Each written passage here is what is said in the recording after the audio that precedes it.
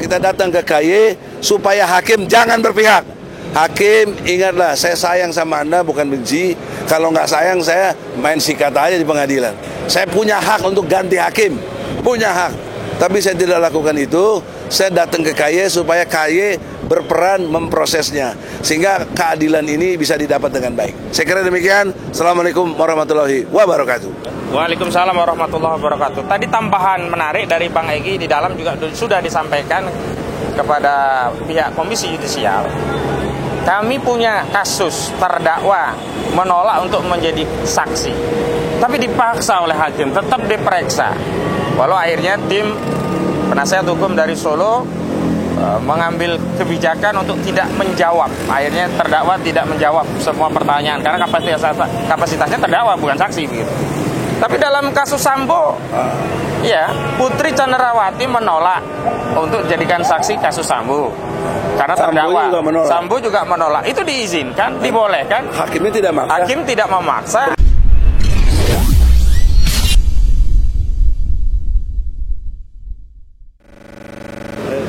Bismillahirrahmanirrahim. Assalamualaikum warahmatullahi wabarakatuh. Kami kabarkan langsung dari kantor Komisi Yudisial Republik Indonesia. Hari ini saya Ahmad Kozudin, sarjana hukum, dan Profesor Dr. Egy Sujana datang ke Komisi Yudisial dalam rangka untuk mengajukan pengaduan kepada pimpinan Komisi Yudisial Indonesia sehubungan dengan perkara yang kami tangani bersama tim yang ada di Surakarta, di Solo. Dan ini perkara 318 dan 319 Pitsus, ya, garing 2022 PN Solo, ya, PN Surakarta. Sehubungan dengan apa? Adanya dugaan pelanggaran kode etik yang dilakukan oleh majelis hakim yang sudah kami laporkan semuanya, dan tadi kami juga diterima oleh bagian pemantauan Komisi Yudisial yang menerima kami beraudiensi. Yang jelas kami menyampaikan dua hal. Yang pertama, permohonan pemantauan terhadap persidangan, tapi ternyata gayung bersambut. Ternyata juga sudah ada inisiatif dari KY juga akan melakukan pemantauan, dan sudah ada sprint, ya, surat perintah tugasnya dalam rangka untuk melakukan pemantauan sidang perkara ijazah palsu Jokowi di Pengadilan Negeri Surakarta yang menjadikan Gus Dur dan Bambang Tribulono sebagai terdakwa dalam dua perkara yang displit meskipun majelisnya sama. Yang kedua, kami juga melihat ada indikasi dugaan pelanggaran kode etik dari hakim yang memeriksa dan mengadil perkara, diantaranya hakim emosi, hakim subjektif, lebih memihak kepada pihak jaksa dan menghalang-halangi kami untuk bisa melakukan pendalaman terhadap saksi-saksi dengan pertanyaan-pertanyaan yang kami sudah siapkan, dan juga bahkan sempat marah, ya, di dalam persidangan. Tentu saja ini bertentangan dengan kode etik bagi seorang hakim. Dan terakhir, puncaknya adalah ketika hakim tetap memaksakan memeriksa terdakwa sebagai saksi dalam perkara ini. Padahal sebagai seorang terdakwa itu di dalam KUHP diatur bahwa seorang terdakwa bisa menolak untuk menjadi saksi atau mundur dari saksi, karena itu nanti akan, ya, merugikan terdakwa. Jadi kita tidak mau klien kita Gus Dur dijadikan saksi untuk memberatkan Bambang Tribulono, dan sebaliknya juga Bambang Tribulono menjadi saksi yang memberatkan Gus Dur. Baik, Bang Egy Sujana, mohon untuk disampaikan apa substansi pertemuan tadi dengan perwakilan dari Komisi Yudisial. Terima kasih. Bismillahirrahmanirrahim. Assalamualaikum warahmatullahi wabarakatuh. Waalaikumsalam warahmatullahi wabarakatuh. Dari KY yang menerima adalah dari staf kepala biro penerimaan pengaduan perkara dalam konteks kode etik hakim atau para hakim. Yang menerima Pak Jun dan Ibu atau Mbak Nini. Mereka menyampaikan sebelumnya sudah punya inisiatif atas dasar usulannya kepada Kepala Biro Pak Dr. Mulyadi di KY untuk memantau dua perkara ini. Nah, berbarengan dengan itu, istilah tadi gayung bersambut, kami datang ke sini inisiatif juga karena menyadari kekeliruan hakim yang telah kami rasakan gitu loh. Nah, untuk apa dan bagaimananya harus dipahami. Tadi sudah sekilas dijelaskan Pak Ahmad Kozudin. Kalau dari yang saya alami, hakim telah berlaku tersinggung ya, dengan apa yang saya lakukan. Padahal hakim itu harus jaga emosinya, harus bijaksana, dan Nabi Muhammad mengingatkan kalau dalam keadaan marah jangan memutuskan. Nah, sebab pasti diduga jadi tidak adil. Nah, kalau dia udah tersinggung berarti marah. Nah, apa yang membuat hakim tersinggung? Ketika saya mendesak saksi dengan satu pertanyaan yang ada rasa pemikirannya yang kuat, yaitu saksi meyakini ijazah aslinya Jokowi tanpa pernah melihat, walaupun pernah melegalisir tapi tidak pernah melihat. Itu aja udah kesalahan. Kok melegalisir nggak pakai ijazah aslinya? Dari bagaimana ceritanya gitu loh. Itu satu persoalan sendiri. Yang keduanya, dia tetap meyakini walaupun tidak pernah melihat. Saya bertanya lebih jauh, Anda mengerti nggak antara meyakini dan memastikan? Karena saya lihat UGM juga meyakini. Harusnya orang-orang intelektual itu bukan meyakini, tapi memastikan. Bagaimana caranya? Caranya Bambang Tri sudah tunjukkan, yaitu melalui penelitian selama kurang lebih 3 tahun. Maka Bambang Tri berani memastikan, bahkan yakin ijazah Jokowi itu palsu, maka dia siap ditembak kepalanya. Itulah inti mubahalah. Dan Gus Nur tidak percaya dengan Bambang Tri. Awalnya demikian. Ketidakpercayaan ini harus dikonfirmasi kemana lagi kalau bukan ke Allah Subhanahu wa Ta'ala yang Maha mengetahui segalanya. Jadi perintah mubahalah ada di surat Ali Imran ayat 61 untuk mengkonfirmasi kebenaran dari Bambang Tri. Itulah maksudnya diadakan mubahalah. Harusnya Jokowi atau siapa yang mewakilinya bisa berani, tapi kan tidak. Jangankan berani mubahalah, datang ke pengadilan aja tidak pernah bisa mendatangkan ijazah aslinya. Nah, hingga dari ini udah 16 saksi berjalan, dan besok katanya saksi ahli. Mari kita bertarung secara intelektual, dan sudah kita buktikan mereka tidak bisa memastikan. Hanya dengan bahasa keimanan meyakini. Kalau meyakini siapa yang bisa mempersoalkan, orang udah yakin. Gitu loh masalahnya.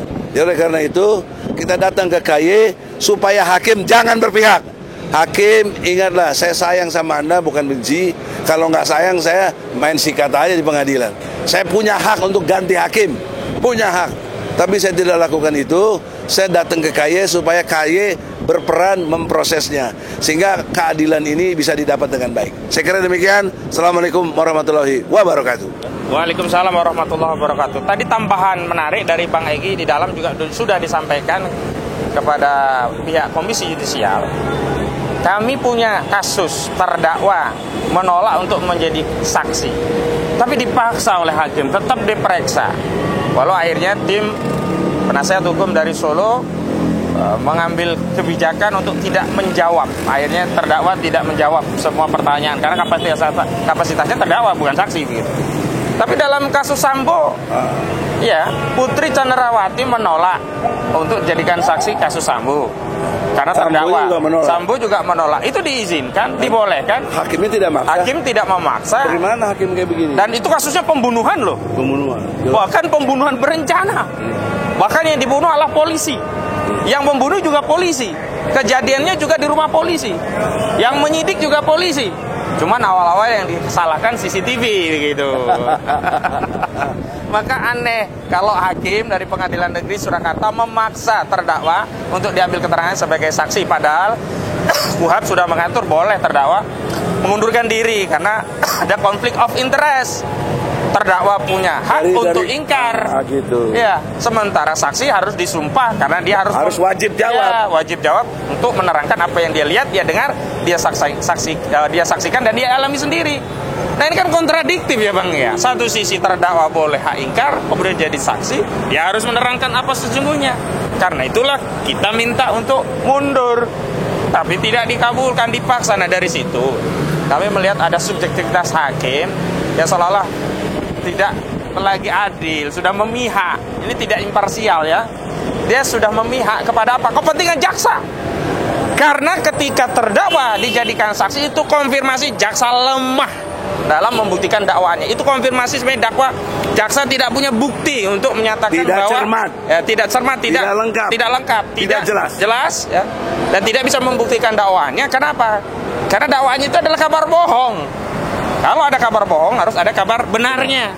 Kalau kabar bohongnya ijazah palsu berarti harus ada kabar benarnya. Kabar benarnya jadi ijazah asli. Ya. Nah kalau ijazah asli tidak ada berarti tidak ada kabar bohong. Maka demi hukum Gus Dur dan Bambang Tri harus bebas. Baik. Jadi kalau sampai putusannya nanti tidak bebas, jadi indikator adanya subjektivitas hakim itu menjadi keyakinan, menjadi benar, menjadi kesimpulan yang tegas bahwa hakim sudah memihak, bukan saat menjadi putusan, bahkan sejak dalam prosesnya sudah ada indikasi pemihakan. Dan kita lihat nanti apakah putusannya akan memihak atau tidak. Kalau putusannya membebaskan Gus Dur dan Bambang Tri, maka inilah keputusan yang bebas dari intervensi kekuasaan, keputusan yang tidak memihak.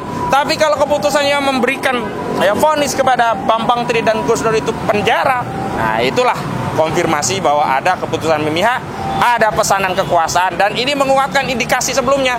Ada Anto ya, yang kakak Dandung dari Iriana tidak ada urusannya dengan perkara ini, kok ikut mengkoordinir saksi-saksi. Apa urusannya begitu? Baik, itu saja yang bisa kami sampaikan. Mudah-mudahan ikhtiar ini disaksikan oleh segenap rakyat dan bangsa Indonesia. Karena yang punya kepentingan untuk memastikan ijazah presiden itu asli atau tidak bukan hanya Bambang Tri dan Gus Dur, tetapi juga segenap rakyat Indonesia. Terangin juga konsekuensi kalau palsu bagaimana? Nah, konsekuensinya akibat hukumnya tentu tidak memenuhi syarat atau dia melakukan perbuatan tercela karena kan bohong bahwa ijazah palsu. Dan kemudian di pasal 7A ada ya aktivasi pasal pemakzulan yang harusnya dilakukan oleh MPR, yakni DPR. Ya ujungnya di MPR tetap Bang ya, dari DPR ke MK kemudian ujungnya di MPR untuk sidang istimewa dalam rangka pemakzulan presiden. Nah, ini tanggung jawab wakil rakyat kita, bukan kita hanya membantu. Tapi ironisnya kenapa satu pun anggota DPR nggak ada yang komentar? Nggak ada yang komentar. Apa takut semua ya anggota DPR? Atau bagian dari orang yang membenarkan kebohongan-kebohongan dari saudara presiden? Baik, waktu yang akan menjawab. Demikian.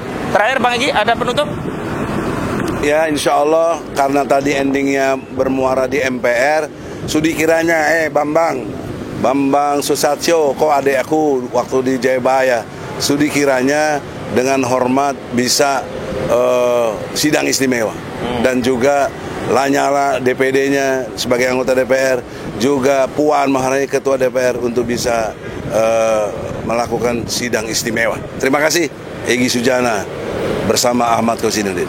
Wassalamualaikum warahmatullahi wabarakatuh.